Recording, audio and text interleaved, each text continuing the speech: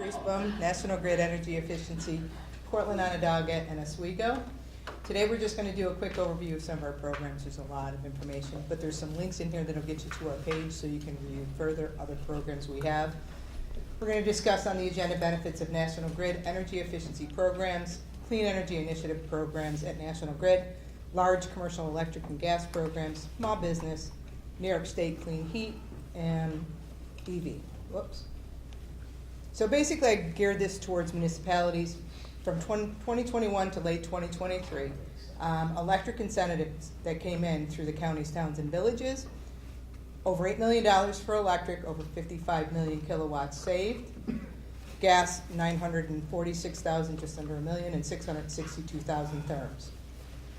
One of the programs I did was for the school district. It was a certified steam trap vendor that we have at National Grid. They went into the school with the incentive of $300 for up to 250 steam traps per account. We did 1,600 steam traps, no cost to the school, and they saved 200,000 therms annually. The yellow highlighted under the energy efficiency incentives, I kind of highlighted the projects that came in through municipalities. Basically, the prescriptive is your lighting, which is going to be sunsetting at the end of 2025, upgrading to LED lighting and controls. We have compressed air measures, energy management systems, vendor misers, HVAC and variable frequency drives are another one that came in through municipalities. But we have chillers and chiller tune-ups, and we have an ag program that we offer.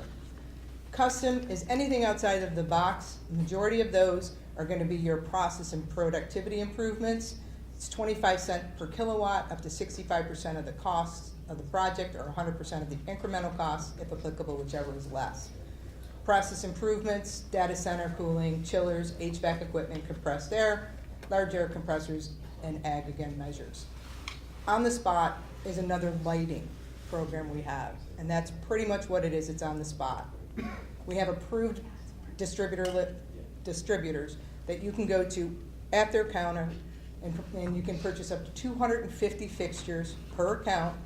They're DCL, premium fixtures, and integrated controls. And there's the link. These are all active links when you get this presentation. If you're looking for any more information, you can go right to the site through those links.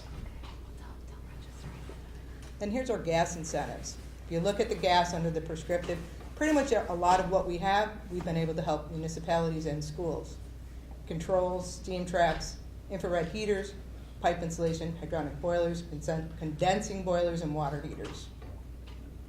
Again, can take it in custom. Basically on the custom end, it's up to $4 a therm saved, up to 85% of the cost, or a max of $250,000. Energy management, building management systems, insulation, steam traps, and weatherization, but we've done some heat recovery and combustion controls, but on a minimal. And then the direct install, which I won't go too much into because you would want to contact RISE for that, but that's a direct install program, no cost installation, high efficiency water and energy saving measures. And there's a list of low flow pre-rinse spray valves, salon valves, flow aerators, shower heads, thermostats, pipe insulation, and duct sealing. Right here is a report that you'll get from your electric savings. This is one of the projects that I did with Onondaga County, a water treatment plant, their water treatment plant. They saved close to $3 million in kilowatt. Authorized incentive was $435,000 for the project that they did. You get your annual electric cost savings of $235. This comes out of the report, so you have it. It shows you your CO2 savings over 3 million pounds. And if you look at the right on the total cost of the installed measures, $1.3 million. Before the incentive, you were looking at a 5.6-year payback. With the incentive, it brings it down to 3.7. So these are things that you'll see when we generate the offer after the custom review. And this is for a project that was for more efficient blowers with variable frequency drives that we took in on a custom basis. This was one of 3 projects that we did. Total incentive for those projects came out to just under $1 million, about $850,000 for the 3 measures that we took in custom. We also have our small business program. That's a direct install or customer direct option. You go through a vendor Wilden, they can come out and do an audit for you. They're under contract with National Grid for materials and labor, or you can go a customer direct option, third-party administrator. TRC manages trade allies to complete the projects. These are for retrofits only. No new construction or remodels are able to be done under this small business program. You can come back to the LCI and we can take a look at the projects for you. Qualifying customers: be an active National Grid electric customer, average annual demand of usage under 250 kilowatt, and then have an electric account of SE3, SE2, SE1, places of worship. And incentivizes up to 70% under the small business project cost. Measures include lighting upgrades, including controls, site-specific custom lighting projects, custom refrigeration measures, small gas measures such as salon valves and pipe insulation. These are active links also, and Colleen Keene is the program manager for small business. She's really good. Yes, she is. And sorry I ran so fast, but we're on time constraints because we have 2 more programs that we have to review. And up next is Julie Hawkins with our clean heat. Hi, everybody. I just have a comment. This mic looks like something my daughters would steal and just wreck. So I think a lot of the prior presenters saved me a lot of breath here because they've given some really nice overviews of the policy background and why New York has a heating electrification incentive program. So just the gist of this slide I can just share is it's a pairing between NYSERDA and the electric serving utilities of the state. Every utility administers the incentive program the exact same way.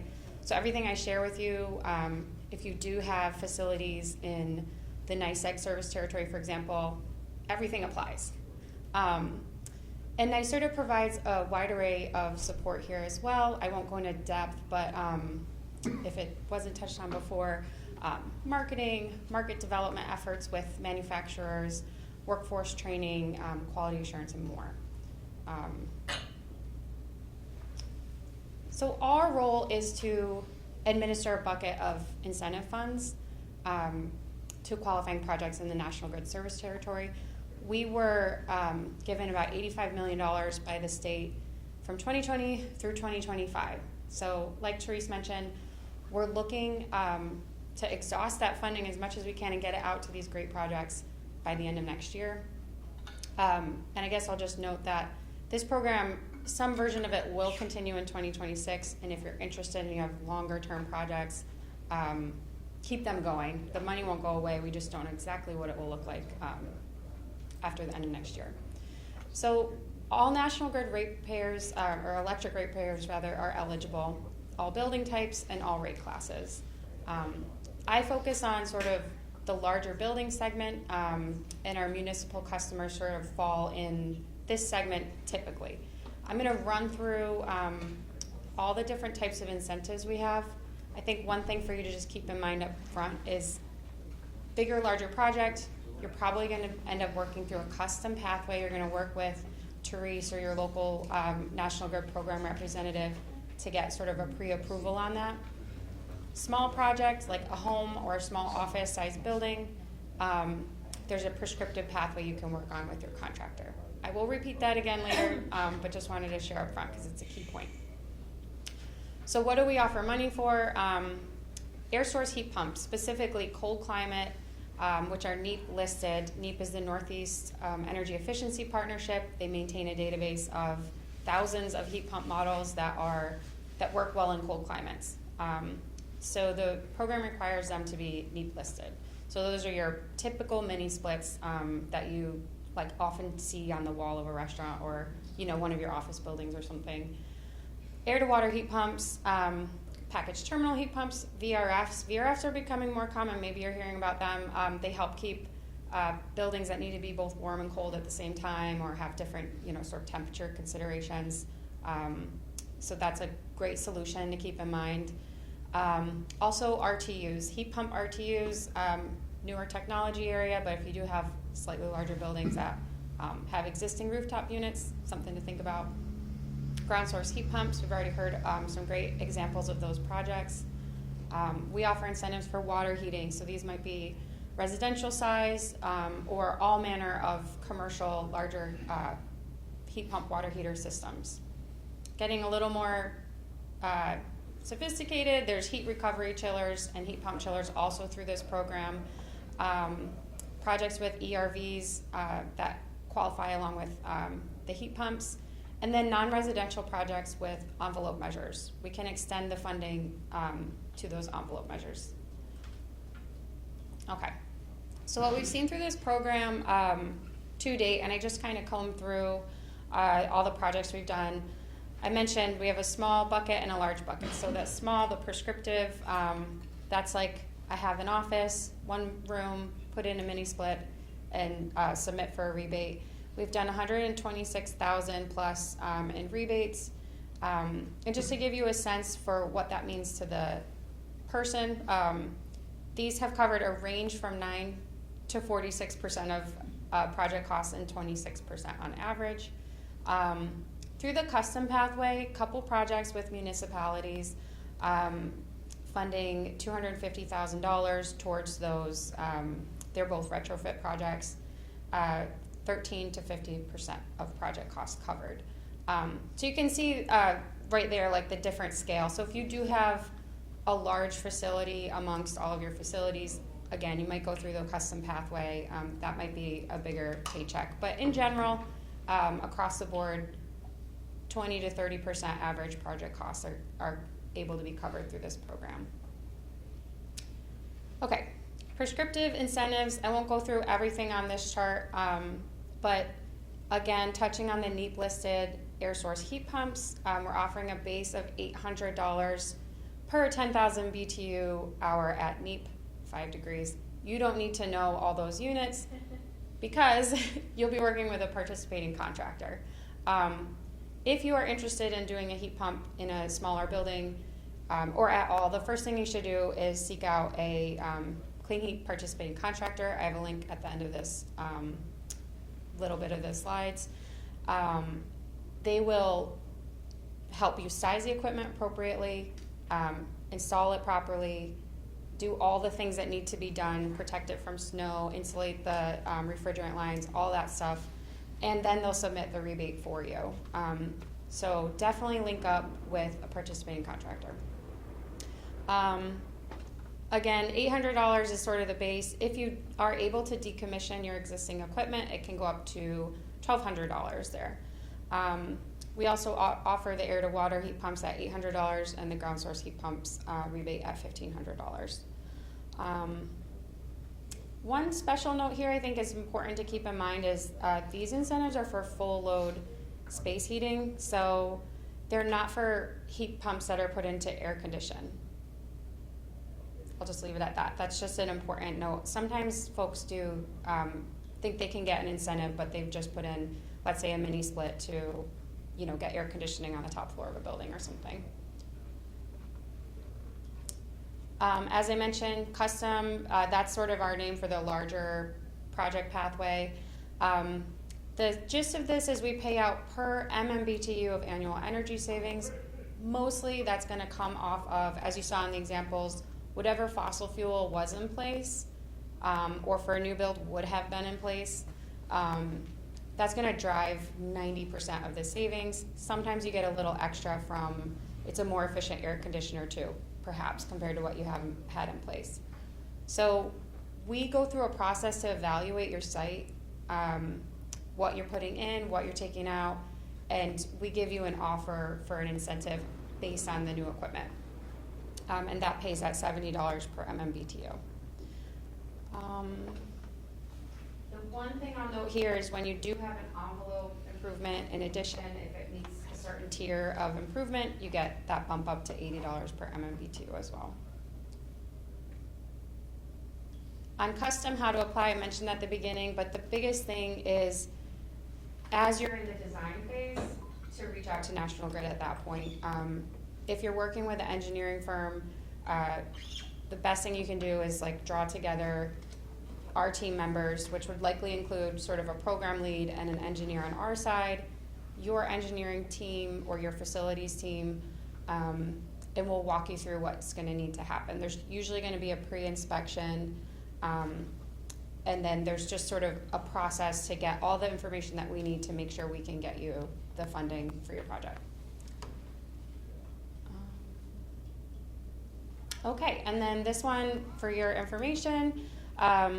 Again, there's 2 program managers, so I work on the larger projects and my colleague George works on prescriptive. We are a great point of contact if you have sort of entry questions, like I don't know who to reach out to about this, is my project eligible? We'll get you to the right place. There's also an inbox.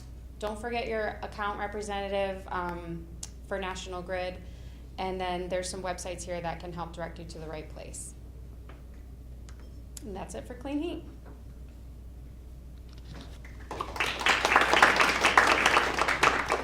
Thank you, Julie. Hi, everyone. I'm Tim Monahan. I am one of our program managers at National Grid for our commercial EV Make Ready program, which we will highlight today. We're going to kind of go through this high level because there is a lot of information here. But just to get the gist of how the program works, we'll run through a couple slides here. The commercial EV Make Ready program, the way it's structured is we can offer incentives for the infrastructure costs to install EV charging stations on your site. So if you look at the graph here, it does a good job with the bracket.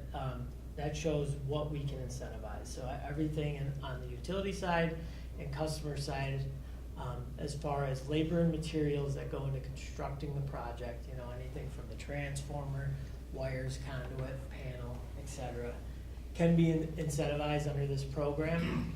What we don't incentivize in this program, which is a little different than a traditional incentive program, is we don't incentivize the actual station itself or the cost of the equipment.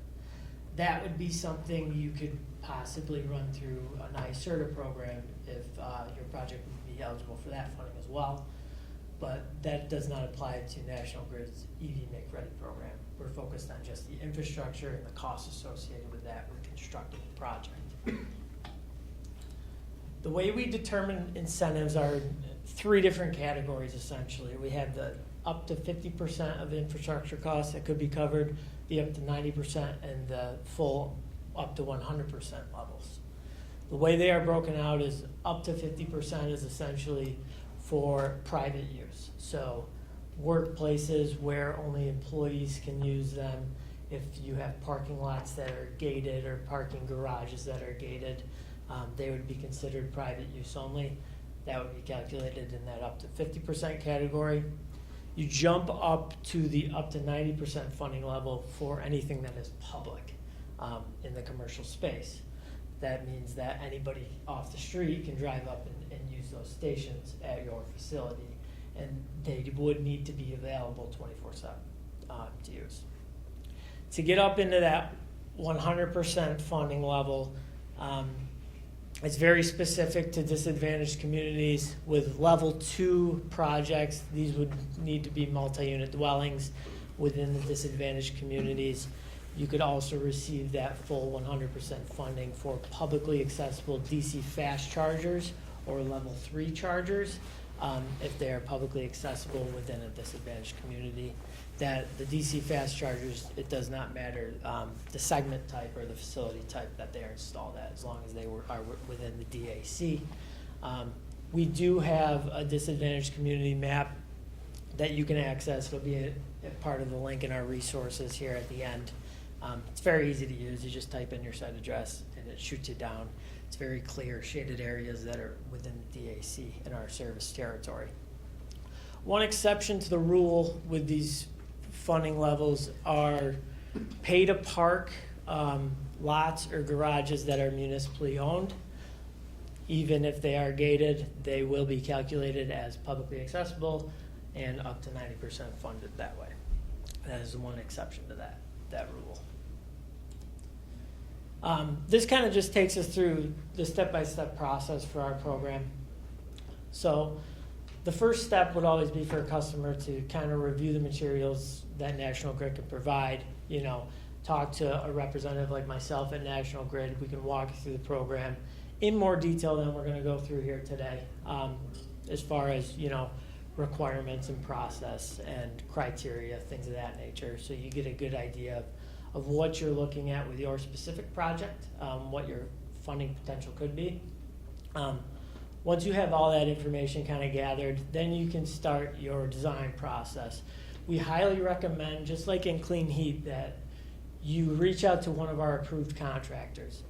It is a requirement of the program that you use an approved contractor through National Grid. There is a very long approved contractor list on the Joint Utilities of New York website because this program is not specific to National Grid. All the utilities in New York run the same exact program, therefore we have the same approved contractor list. You would then design, scope, get costing for your project through your approved contractor, and then once you have that design complete, cost complete, proposals are signed between the contractor and customer, then we can begin the application process. It is a very easy online portal through National Grid. We can do it two different ways. You can either have your approved contractor submit the application on your behalf, or you can submit it yourselves. I would say 85% of the projects we see come through our program, the contractors are submitting those on behalf of the customer just because they are very aware of how the process works, all the documentation that is required. There is some technical documentation required as far as quote sheets and things of that nature because of how we calculate the incentives. We will review the application, send you out an approval letter. Once the approval letter is sent out with terms and conditions, which do need to be signed and returned to us. Once the customer signs off on the T's and C's, that's kind of the all clear to start construction. So our application process needs to be approved before you can start construction on your site. You would then construct your project, install the stations. They would get energized, commissioned, activated, ready for use. Once that is all complete, we would begin the closeout process where we would gather all the invoicing documents, things of that nature, and we would ultimately pay the incentive out at the end. Just a couple projects to highlight that have been in the news. Village of Ellicottville and Town of Colony were two projects that we did. They were both the same scope, 4 level 2 projects that were very successful. And they got some good press there. There are links to the full stories if you do have interest in reading those. Other EV programs, which we'll highlight really, really fast, that are additional to the commercial EV Make Ready program are fleet advisory services, which we do offer. We see a lot of this with schools, with the electrification of school buses. We can do site analysis, rate analysis for school districts if they are beginning the thought process of transitioning. We do have a medium and heavy duty Make Ready pilot program for heavy duty vehicles. Those incentives are a little different. They're more calculated on the utility side since those involve big upgrades, usually to the utilities distribution system at that point because of the large added load on those. We do have a demand charge rebate program. So obviously we are adding loads. That's a little different with EV charging programs. So demand rates are something that are going to hit if your project's big enough. We can offer a 50% rebate paid every 6 months to the customer for projects that do fall under that program. And we also have a load management technologies incentive program, which just came out. It's fairly new. This would be for projects where you can install software to manage the output of the stations to reduce load at certain times, or even on bigger scale projects with batteries.